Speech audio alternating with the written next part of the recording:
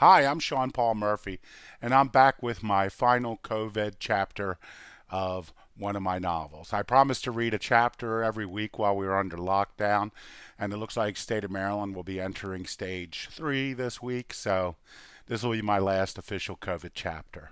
We're going back to my novel, Chapel Street, which comes out on July 3rd. I'm glad I got this far, chapter 4, the Kobayashi Maru.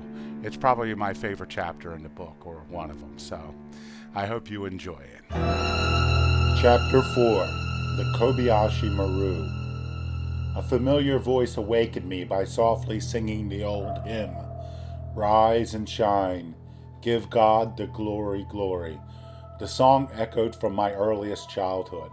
My paternal grandmother, Sadie, a very religious woman, sang it to us in the morning when we spent the night at her house. However, this wasn't my grandmother's voice. It was my older brother Lenny. He would sing it to wake me up, but without my grandmother's reverence. I opened my eyes to find 12-year-old Lenny crouched down beside my bed in our old shared bedroom on St. Helens Street. He stood up. Get your bathing suit on. We're going to do a little trespassing, he said. And whatever you do, don't wake Mom up. I smiled. We were going pool hopping again. It was one of my favorite childhood memories with Lenny, but he never planned for me to go along. One summer evening, the year after my father died, Lenny convinced my mother to let him and two of his friends, Charlie Woods and Pete Thompson, camp out in the backyard. She was at her overprotective worst then. There was zero possibility she would let him go on a real camping trip, or even spend the night at a friend's house. I don't know how he managed to convince her to let him set up a little pup tent at the back of our yard, but he did. He didn't, however, intend to stay in the backyard all night. He knew she would be watching, but he planned to outlast her. But what he didn't count on was me. After my mother fell asleep, I saw him sneaking out of the tent, and I went outside to join him. Lenny heard the creak of the back door and turned to me. He angrily pointed back inside, but in a rare display of boldness, I shook my head no. He hurried over to me. Get inside, he whispered. No, I replied. I want to go with you. Lenny pushed me. You go inside or I'll beat the crap out of you. If you do, I'll tell Mom. That trumped his threat. Charlie and Pete wandered over. Come on, Lenny, Charlie said. Let's give the boy an education in trespassing. Lenny gave Charlie a look, then turned back to me. You say a word about this and I'll kick your ass. With that, we indulged in Charlie's favorite summertime passion, pool hopping. That night we wandered throughout the neighborhood, clandestinely swimming in the pools of our neighbors. By 4 a.m. we had swum in 30 pools. Charlie said it was an all-time neighborhood record, which would never be broken. I know I never broke it. I tried to repeat the feat with my friends, but they always chickened out. I don't think Lenny and his friends ever came close again either. The next summer, they discovered pot and spent most of their time getting high in Charlie's basement. Now, in this dream, it looked like Lenny and I were finally going to get a chance to break that record. I don't remember getting dressed. I just found myself walking down the middle of Beechwood Avenue, trailing a few steps behind Lenny. This was quite unlike our last adventure, when we stayed close to the shadows out of fear of being spotted. There was no fear now. The houses lining the street were completely dark. It was very eerie, as if we were the only two people in the world. Must be late, I said. Yup, Lenny answered. It suddenly struck me that I was still speaking in my adult voice, not my unbroken 10-year-old voice. I looked ahead at Lenny. He was taller than me, physically, so I was still my 10-year-old self in this dream. As soon as the word dream entered my mind, I calmed down. This was only a dream, and dreams had their own logic. I had nothing to fear. Where are we going? I asked Lenny. The Kobayashi Maru, he said as he turned and gave me a wicked smile. The Kobayashi Maru was a Star Trek reference to an unwinnable training exercise in Starfleet Academy. I knew exactly what Lenny meant. The Coleman Pool. We opted out of hopping in it on the night of our triumph. The pool itself wasn't much, just a 4-foot circular above-ground model. The problem was the location. An unclimbable 7-foot high wooden privacy fence surrounded the entire Coleman backyard. The only entrance to the yard was a gate between the garage and the side of the house, located a few feet from the back door. That's why it was so dangerous. If you woke up the owners, you had to pass right by their back door to escape. Plus, Mr. Coleman supposedly kept a shotgun loaded with rock salt near the back door. Even the reckless Charlie balked at hopping that pool. He was the one who named it the Kobayashi Maru. The next thing I knew, we were sneaking alongside the Coleman house towards the metal gate. I should say, I was sneaking. Lenny walked normally. When he opened the gate, the metal clicked so loudly it seemed to echo throughout the entire neighborhood. I grabbed his shirt to pull him back.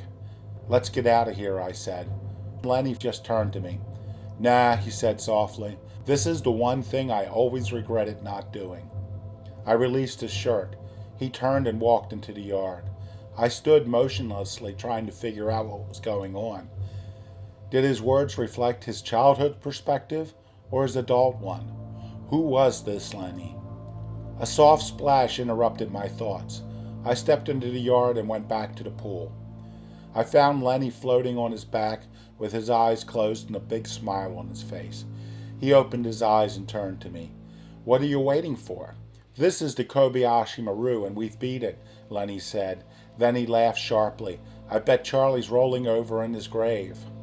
His words scared me. Charlie died of a heroin overdose 2 months earlier.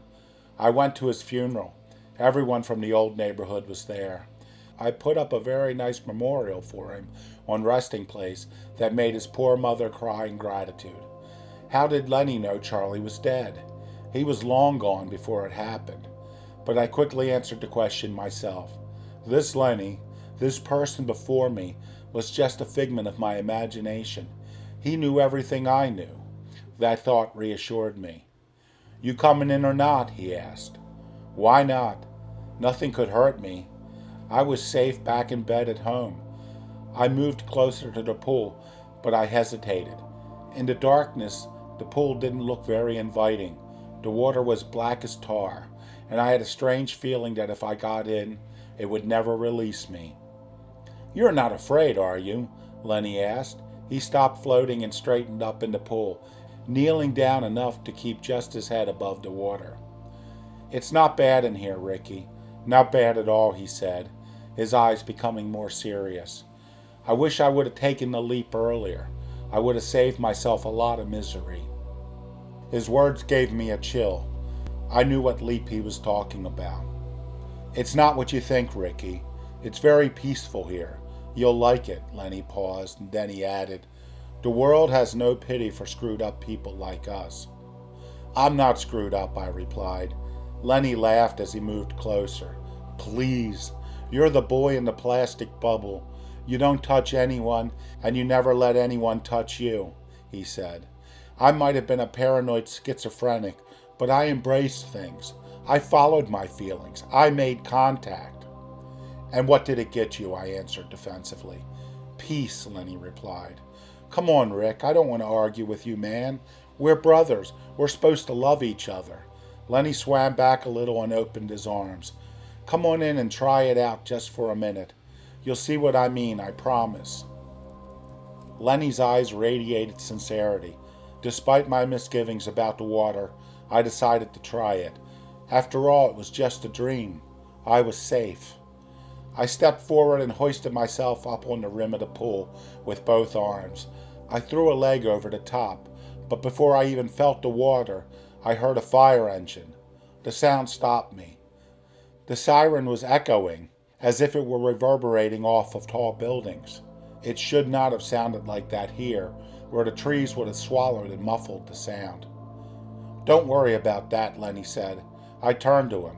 His eyes were anxious now, but he forced a smile. "Come on, let's do some laps before Mr. Coleman breaks out his shotgun." There was something wrong with him. I could see it now.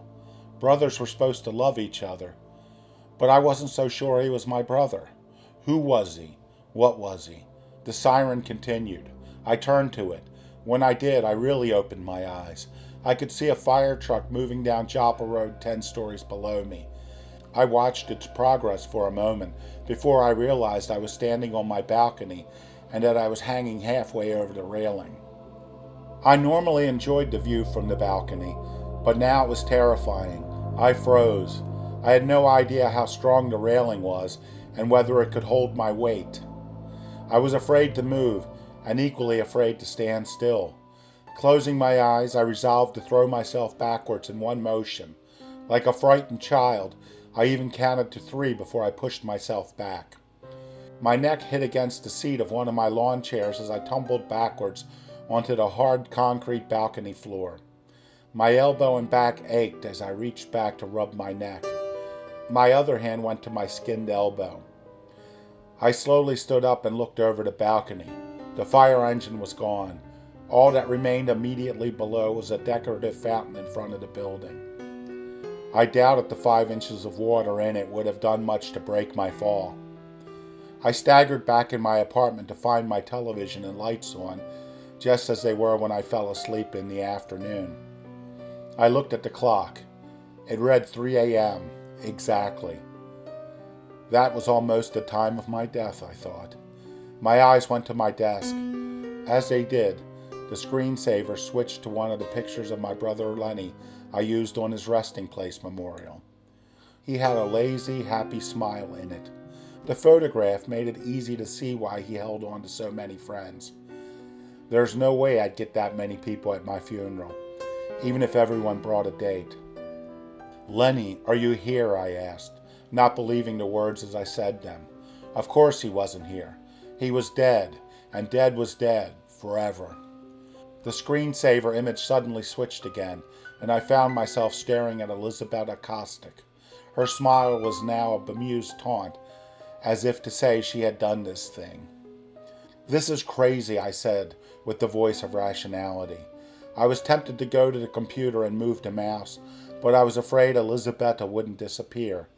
Instead, I retreated into my bedroom without bothering to turn off the lights in the living room and kitchen. I closed the door and locked it. It was the first time I ever locked my bedroom door in my apartment. I hope you enjoyed that chapter of Chapel Street, which was inspired by a true haunting my family experienced. To learn more about that haunting and all things Sean Paul Murphy, go to my webpage, seanpaulmurphyville.blogspot.com. Stay safe and keep an eye out for Chapel Street at all quality booksellers everywhere. See ya.